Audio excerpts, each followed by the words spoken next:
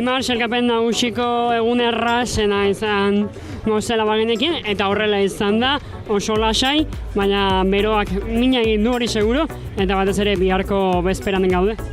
Bai, nahiko lasai joan da lasterketa, pentsatzen genuen natik, baina bueno, talde lana oso ona izan da, eta oso ondo eraman didate egun guztia, osea oso harro nago talde lanarekin.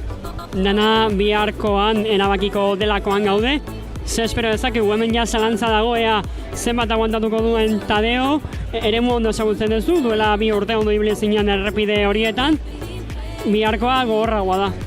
Bai, hori da, nahiko sensazio onak badaukat, eta taldea oso motibatua dago biharko, osea badaki nola den lasterketa, osea motibatuta bihar arte eta bezemuz. Defentsa honena eraso bat izango da? Bai, hori da. Sortean.